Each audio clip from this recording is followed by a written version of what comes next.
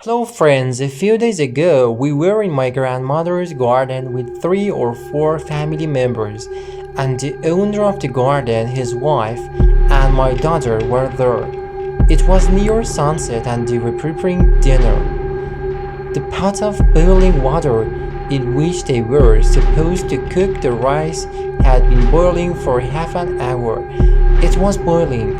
My mom told me to empty the pot a little because there was too much water, and my grandmother said, "In the name of God, don't forget it." And this what led to an interesting discussion about goblins. Everyone had heard something from here and there. He was explaining until the neighbor's daughter, who was there with her mother, told an interesting story that I will tell you. From the neighbor's daughter, Mahdia. About 8 or 9 years ago, my husband received some money from the sale of his father's land, and we decided to buy one of the rooms. Let's welcome the mixed situation and build 2 bedrooms upstairs, then paint the whole house. That's why we have to stay home for a few months. We were evacuating. My husband rented a house in the lower part of the city for 7 months.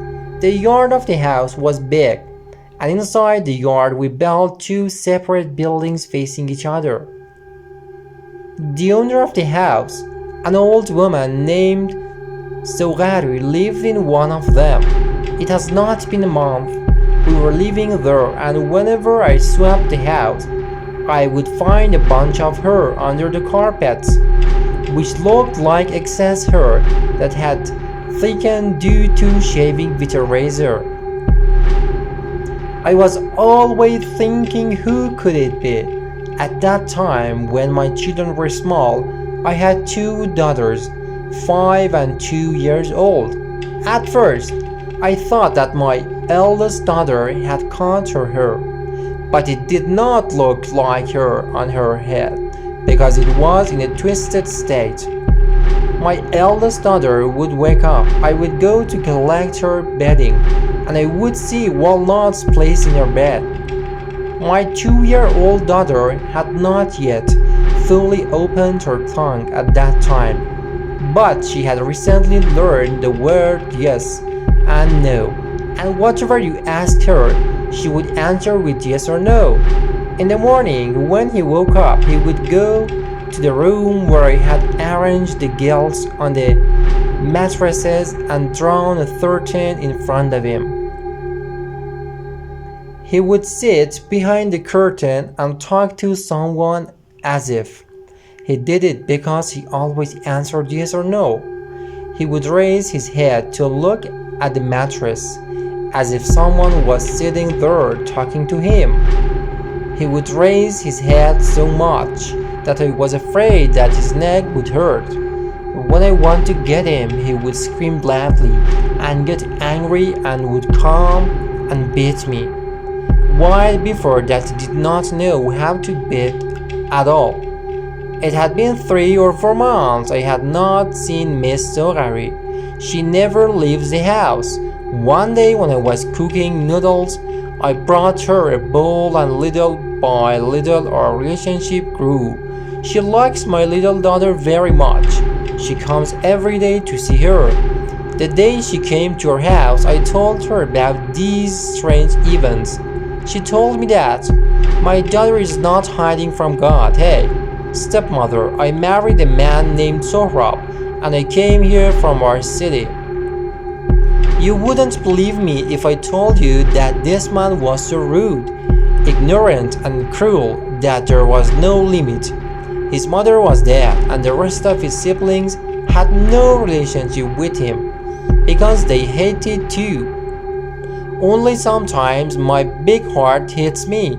In these 30 or so years, I suffered a lot. I got pregnant 5 times, and once my husband couldn't buy me the food I craved. How many years do you think I've been so broken? He's not even 60 yet. He was telling the truth. The poor man looked much elder than his age. Yarim knew about all these incidents. One day, when he came to our house, he first checked the whole house to make sure there was no one there. Then he secretly said to me, "I want to take you to someone who will do something to this man." In short, he took me to a prayer writer. After asking the name of Sohrab and his mother, he said to come back in 2 days. 2 days later, Yarim went alone, and that man had given him 2 charms, one of which was something like a part of an animal's body. I had to challenge them underground. One of them was a piece of paper that I had to throw in water, and then I sprinkled the water all over the house. I did these things. A week had passed, and there was still no change in Sohrab's behavior. Until one day, when Sohrab asked why the curtain is removed and you can see inside the house. He was about to hit me. As soon as he raised his hand, someone pulled his shirt collar so hard that his face was bruised. There was a part I couldn't help myself because the person who was doing this could not be seen. It was Summer and Sohrab, and the boys were sleeping behind the canvas. It was almost 2 o'clock in the morning when Sohrab called the women who came from behind the canvas and shouted angrily in the yard. He said that 2 people were holding my hands. One of them was pulling on his side, the other one his side. He told my son it was your job. I know, and went to hit him. My eldest son, Said, who was 23 years old at the time, as soon as he saw his father leaving, attacked him with such speed and killed him. He was punched and kicked so that I and the rest of the children could not pull him away, even though he was a thin boy. Until now, Said had no history of such behavior. In short, those days passed. My 2 sons got married, and Sohrab became a depressed and quiet person. He died 4 years ago. He had a stroke. But the effect of that spell has not disappeared. I feel it like you, that is more than you, my son, sitting with his wife for several years in the same building where you are. My fiancée is also affected by these incidents. She thought that I put spell on her and forced my son to live here. But you don't need to be afraid of them now that I am old and you are the only one.